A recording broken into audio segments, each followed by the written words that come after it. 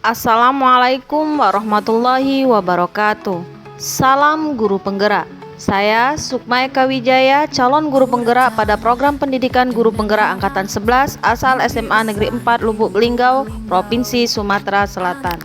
Pada program pendidikan guru penggerak angkatan 11 ini, saya didampingi dan dibimbing oleh Ibu Zainani Arianti sebagai fasilitator dan Ibu Tuti Susanti sebagai pengajar praktik. Pada video kali ini, saya akan memaparkan koneksi antar materi modul 1.4 budaya positif. Pada koneksi antar materi modul 1.4 tentang budaya positif, membahas tentang kesimpulan dan refleksi yang meliputi 1. Kesimpulan peran dalam menciptakan budaya positif di sekolah. 2. Pemahaman konsep-konsep inti. 3. Refleksi perubahan dalam cara berpikir. 4. Koneksi budaya positif dengan filosofi Ki Hajar Dewantara. 5. Koneksi budaya positif dengan nilai dan peran guru penggerak. 6. Koneksi budaya positif dengan visi guru penggerak. 7. Posisi kontrol sebelumnya dan sekarang. 8. Pentingnya pembelajaran lanjutan. Dan yang terakhir 9. Kesimpulan dan aksi lanjutan. Berikut kesimpulan peran saya dalam menciptakan budaya positif di sekolah. Membangun budaya positif di lingkungan sekolah merupakan hal yang penting untuk menciptakan lingkungan belajar yang kondusif dan memberdayakan murid. Budaya positif dapat didefinisikan sebagai nilai, kepercayaan, kebiasaan, dan perilaku warga sekolah yang mendukung pengembangan potensi murid secara optimal. Materi ini bertujuan untuk membantu para pendidik atau guru, khususnya guru penggerak, dalam memahami konsep-konsep kunci dan mengembangkan kompetensi untuk menciptakan budaya positif di sekolah.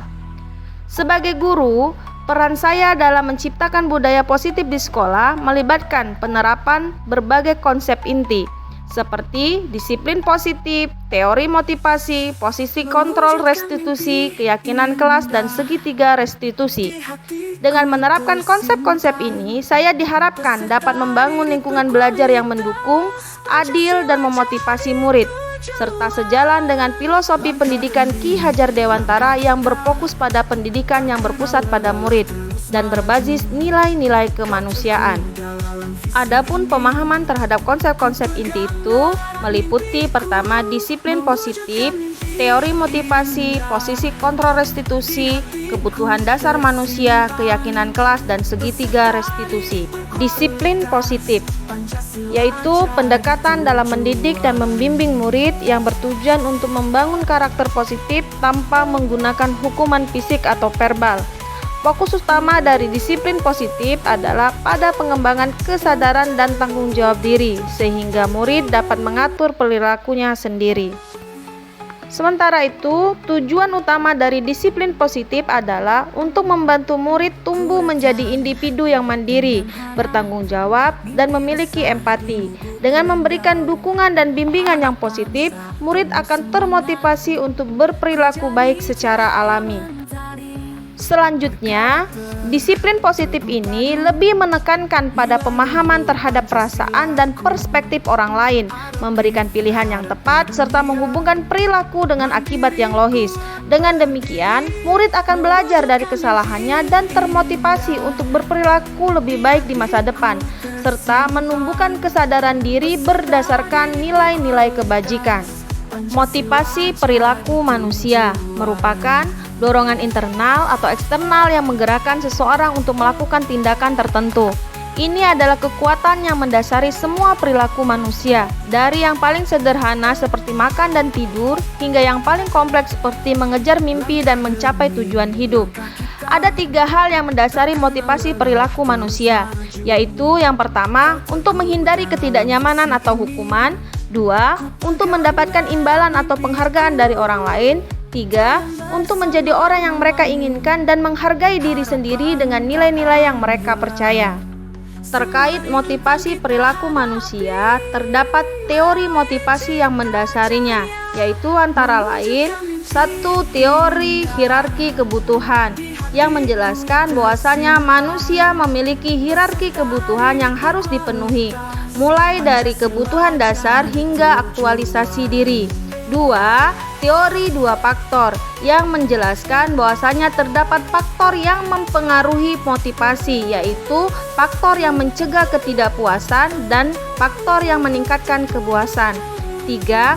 Teori X dan teori Y yang menjelaskan bahwasanya ada dua pandangan tentang manusia, yaitu malas dan perlu diawasi atau ingin bertanggung jawab. Yang terakhir, keempat, teori motivasi prestasi yang menjelaskan bahwasanya kebutuhan akan prestasi, hubungan sosial, dan kekuasaan menjadi pendorong utama perilaku manusia. Dari keempat teori tersebut, maka dapat dipahami bagaimana penghargaan dan hukuman mempengaruhi perilaku murid, serta pentingnya motivasi intrinsik dan ekstrinsik. Posisi kontrol merupakan sudut pandang atau pendekatan yang digunakan oleh pendidik atau orang tua dalam merespon perilaku, baik itu perilaku yang diinginkan maupun yang tidak diinginkan dari murid. Terdapat 5 posisi kontrol yang sering digunakan dalam membimbing dan mendidik murid. 1. Penghukum. Orang yang menempati posisi ini cenderung memberikan hukuman sebagai respon atas kesalahan. Fokusnya adalah pada tindakan yang salah dan konsekuensinya. 2. Pembuat merasa bersalah. Orang yang menempati posisi ini lebih suka membuat orang lain merasa bersalah atas kesalahan mereka. Tujuannya adalah agar orang tersebut merasa menyesal dan tidak mengulanginya. 3. Teman. Orang pada posisi ini tidak akan menyakiti murid, namun cenderung terlalu toleran dan menghindari konfrontasi. Mereka lebih memilih untuk menjaga hubungan baik daripada menegakkan aturan. 4. Pemantau. Orang pada posisi ini lebih fokus pada pengawasan dan pemantauan perilaku. Mereka membuat aturan dan konsekuensi yang jelas, tetapi kurang terlibat dalam proses pembelajaran dan pertumbuhan individu murid. 5. Manajer. Orang yang menempati posisi ini mengajak murid untuk bertanggung jawab atas tindakannya, memahami dampaknya, dan mencari solusi untuk memperbaiki situasi ini. Posisi kontrol restitusi. Dari 5 posisi kontrol yang digunakan oleh guru dalam mengelola kelas dan interaksi dengan murid, sebaiknya posisi guru harus berperan sebagai manajer, yaitu dalam posisi ini, guru berperan sebagai pengatur dan pengarah aktivitas kelas, memastikan proses belajar mengajar berjalan sesuai rencana. Guru memberikan instruksi yang jelas, mengawasi pelaksanaan tugas, dan membuat keputusan terkait pengelolaan kelas, serta menangani masalah yang muncul. Posisi kontrol manajer memungkinkan guru mempertahankan struktur dan ketertiban di kelas, serta menciptakan lingkungan belajar yang kondusif. Kebutuhan dasar manusia, yaitu merupakan kebutuhan fundamental yang harus dipenuhi untuk memastikan kesejahteraan individu secara fisik, mental, dan emosional. Terdapat 5 kebutuhan dasar manusia. Yang pertama, kebutuhan bertahan hidup, yaitu kebutuhan yang bersifat fisiologis untuk bertahan hidup, misalnya kesehatan, rumah, dan makanan. 2. Kasih sayang dan rasa diterima, yaitu kebutuhan akan hubungan dan koneksi sosial, kebutuhan untuk memberi dan menerima kasih sayang, dan kebutuhan untuk merasa menjadi bagian dari suatu kelompok. 3. Penguasaan, yaitu kebutuhan ini meliputi keinginan untuk dianggap berharga, bisa membuat perbedaan, bisa membuat pencapaian, kompeten, diakui, dan dihormati. 4. Kebebasan, yaitu kebutuhan akan kemandirian, otonomi, memiliki pilihan, dan mampu mengendalikan arah hidup seseorang. Yang terakhir, yang kelima, kesenangan, yaitu kebutuhan untuk mencari kesenangan, bermain, dan tertawa. Keyakinan kelas atau sekolah. Keyakinan sekolah merupakan serangkaian nilai, norma, dan prinsip yang dianut dan dijunjung tinggi oleh seluruh komunitas sekolah, termasuk guru, murid, dan staf yang membentuk dasar perilaku, interaksi, dan keputusan sehari-hari di lingkungan sekolah. Keyakinan kelas merupakan prinsip dan nilai yang dijunjung tinggi oleh guru dan murid, yang membentuk budaya kelas dan mempengaruhi interaksi serta perilaku di dalamnya. Ini mencakup nilai-nilai pendidikan, aturan, dan harapan, cara berinteraksi antara guru dan murid, pandangan tentang kesalahan dan tantangan, serta keterlibatan murid. Keyakinan ini membantu menciptakan lingkungan belajar yang mendukung, aman, dan produktif, serta membangun hubungan positif di kelas. Ketiga, restitusi yang digambarkan dalam bentuk segitiga sama kaki menjelaskan tentang model untuk mengatasi konflik dan masalah secara kolaboratif. Hal ini dilakukan dalam beberapa tahapan, yaitu meliputi menstabilkan identitas, validasi tindakan yang salah, serta menanyakan keyakinan. Tahap menstabilkan identitas, yaitu membantu murid menenangkan emosi mereka sehingga mereka berpikir dengan jernih. Guru atau pendidik berusaha memahami perasaan murid dan memberikan dukungan emosional untuk mengurangi stres atau kemarahan yang mungkin mereka rasakan. Tahap validasi tindakan yang salah, yaitu mengajak murid untuk merefleksikan perilaku mereka dan bagaimana hal itu tidak sesuai dengan keyakinan atau nilai-nilai yang berlaku di kelas atau sekolah. Ini membantu murid untuk memahami dampak negatif dari tindakan mereka dan mengenali nilai-nilai yang mereka anut. Dan tahap menanyakan keyakinan, yaitu membantu murid memahami nilai-nilai yang mereka pegang dan bagaimana tindakan mereka selaras atau bertentangan dengan nilai-nilai tersebut. Tujuannya adalah untuk mendorong refleksi diri dan mendorong murid untuk mengambil tanggung jawab atas tindakannya.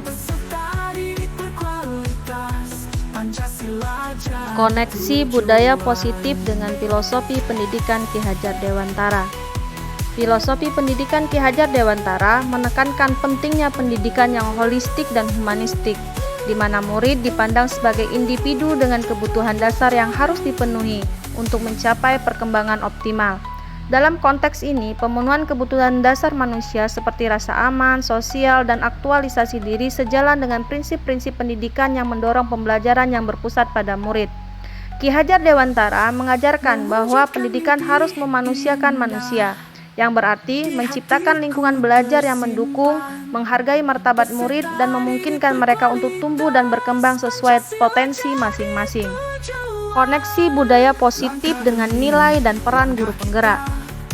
Budaya positif di sekolah sangat erat kaitannya dengan nilai dan peran guru penggerak. Nilai-nilai seperti kolaborasi, inovasi, dan keberpihakan kepada murid menjadi dasar dalam menciptakan lingkungan belajar yang kondusif dan mendukung perkembangan murid. Guru penggerak bertugas sebagai pemimpin perubahan yang mendorong penerapan disiplin positif, memotivasi murid melalui pendekatan yang menghargai, serta membangun keyakinan dan tanggung jawab bersama di kelas. Dengan menerapkan nilai-nilai ini, guru penggerak tidak hanya mendidik, tapi juga menginspirasi murid untuk menjadi individu yang berkarakter, kreatif, dan adaptif sesuai dengan profil pelajar Pancasila. Koneksi budaya positif dengan visi guru penggerak. Budaya positif di sekolah memainkan peran penting dalam mewujudkan visi guru penggerak. Seperti visi yang telah saya susun, yaitu mewujudkan peserta didik yang berkarakter, adaptif, dan mandiri.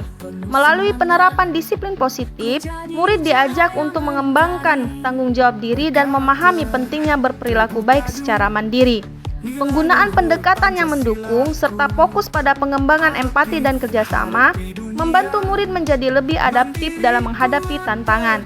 Dengan menciptakan lingkungan yang menghargai dan mendukung perkembangan karakter, guru penggerak berkontribusi dalam mewujudkan peserta didik yang tidak hanya berprestasi akademik tetapi juga memiliki kepribadian yang kuat dan kemampuan beradaptasi yang tinggi. Refleksi pemahaman dan perubahan pola pemahaman konsep. Peningkatan pemahaman saya tentang budaya positif, pemecahan masalah bersama, dan penguatan tanggung jawab murid telah membawa perubahan dalam pendekatan saya terhadap disiplin di kelas. Awalnya, saya menggunakan hukuman untuk menangani perilaku yang tidak diinginkan, tetapi saya kini menyadari pentingnya menciptakan budaya positif yang mendukung murid. Dengan fokus pada penguatan perilaku positif dan pemberian pujian, saya dapat membangun suasana yang lebih memotivasi dan menyenangkan. Pendekatan pemecahan masalah bersama melibatkan murid dalam proses diskusi tentang bagaimana menyelesaikan konflik yang tidak hanya mengajarkan mereka keterampilan problem solving, tapi juga meningkatkan rasa tanggung jawab mereka terhadap tindakannya. Dengan memberikan peran aktif kepada murid dan menetapkan aturan dan pengambilan keputusan, mereka belajar untuk bertanggung jawab dan mengolah perilaku mereka sendiri. Perubahan ini dari hukuman ke pendekatan yang mendukung pengembangan empati dan tanggung jawab diri telah menciptakan lingkungan belajar yang lebih positif dan produktif. serta mendukung perkembangan sosial dan emosional murid secara lebih efektif. Pemahaman dan implementasi. Pengalaman menerapkan budaya positif di kelas telah memberikan dampak pada pengelolaan kelas walaupun belum signifikan. Fokus saya pada penguatan perilaku baik dan pujian menggantikan hukuman. Meski terdapat tantangan dalam mengubah kebiasaan lama dan untuk mendapatkan dukungan, keberhasilan terlihat dari peningkatan keterlibatan murid dalam suasana kelas yang lebih positif. Selama proses ini, saya merasakan campuran emosi dari kecemasan hingga kepuasan. Perbaikan diperlukan dalam menciptakan komunikasi dengan murid dan melibatkan mereka lebih aktif dalam penetapan aturan yang mendukung perkembangan sosial dan emosional mereka. Posisi kontrol sebelum dan sesudah. Sebelum mempelajari konsep restitusi, saya sering menggunakan posisi kontrol yang mengarah pada penghukum, pembuat rasa bersalah, dan teman. Seperti memberikan hukuman langsung untuk mengatasi perilaku yang tidak diinginkan. Setelah mempelajari modul tentang restitusi, saya beralih ke posisi kontrol pemantau dan berusaha ke arah manajer yang lebih efektif, berfokus pada dialog, penguatan, dan pemberian solusi. Pendekatan ini melibatkan diskusi terbuka dengan murid tentang perilaku mereka dan mencari solusi bersama. Perubahan ini memberikan dampak positif dalam interaksi dengan murid, memperbaiki suasana kelas dan mendorong lingkungan yang lebih kolaboratif dan mendukung. Pentingnya pembelajaran lanjutan. Selain konsep dasar budaya positif yang telah dipelajari, terdapat aspek lain yang penting untuk dipelajari dalam menciptakan budaya positif, seperti teknik komunikasi efektif, strategi motivasi murid, dan pendekatan inklusif untuk menangani berbagai kebutuhan murid. Pembelajaran berkelanjutan adalah kunci untuk mengembangkan keterampilan ini dan mendukung perkembangan murid secara menyeluruh. Saya berkomitmen untuk terus belajar dan mengasah keterampilan saya agar dapat menciptakan lingkungan belajar yang lebih baik, beradaptasi dengan kebutuhan murid yang berkembang, dan memastikan pendekatan yang saya gunakan tetap relevan dan efektif. Kesimpulan dan aksi lanjutan. Peran guru penggerak sangat penting dalam membangun budaya positif di sekolah. Dengan memfokuskan pada penguatan perilaku baik, pemecahan masalah secara kolaboratif, dan menciptakan lingkungan yang mendukung perkembangan sosial dan emosional murid. Untuk memperkuat implementasi konsep-konsep yang telah dipelajari, rencana tindakan saya mencakup meningkatkan keterlibatan murid dalam menerapkan keyakinan kelas, melanjutkan pelatihan dalam teknik komunikasi efektif, dan mengadopsi pendekatan inklusif. Saya berkomitmen untuk terus belajar dan mengembangkan keterampilan guna menciptakan lingkungan belajar yang positif, serta memastikan bahwa strategi yang diterapkan tetap relevan dan efektif dalam mendukung perkembangan murid.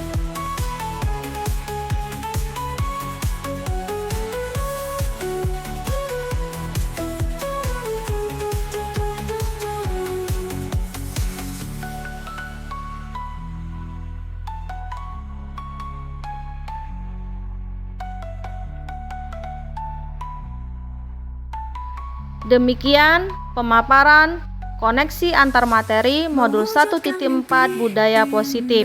Semoga bermanfaat. Semoga tergerak. Mari bergerak. Ayo sama-sama menggerakkan. Terima kasih. Wassalamualaikum warahmatullahi wabarakatuh.